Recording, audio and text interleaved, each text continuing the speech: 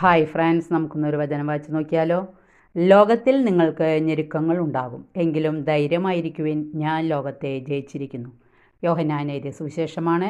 വചനം പറയും നമുക്ക് ശ്രദ്ധിക്കാം. ഈശോ പറഞ്ഞു, ഞാൻ നിങ്ങളെ അനാഥരായി വിടുകയില്ല. അവിടുന്ന് നൽകിയ ഒരു വാഗ്ദാനമാണ് ഇത്. നമുക്ക് ജീവിതത്തിൽ ഒരിക്കലും നിസ്സഹായരാകേണ്ടി വരില്ല. പ്രവർത്തിക്കാൻ സാധിക്കാത്ത അനേകർ നമ്മുടെ ഇടയിലുണ്ട്. അപൂർണതകൾ കൊണ്ടാകാം, തടസ്സങ്ങൾ കൊണ്ടാകാം, പക്ഷേ പ്രാർത്ഥിക്കാൻ സാധിക്കാത്ത ആരും തന്നെ നമ്മുടെ ഇടയിൽ ഇല്ല. പ്രാർത്ഥിക്കുമ്പോൾ നമ്മുടെ ദൈവം നമുക്ക് വേണ്ടി പ്രവർത്തിക്കും. വ്യക്തികളെയും സാഹചര്യങ്ങളെയും അവിടുന്ന് നമുക്ക് വേണ്ടി ഒരുക്കും. നിസ്സഹായതയെ അതിജീവിക്കുവാനുള്ള ഏറ്റവും നല്ല മാർഗം പ്രാർത്ഥനയാണ്. പ്രാർത്ഥന മാത്രമാണ് പോംവഴി എന്ന് പറയുന്നതാവും കുറച്ചുകൂടി ശരി.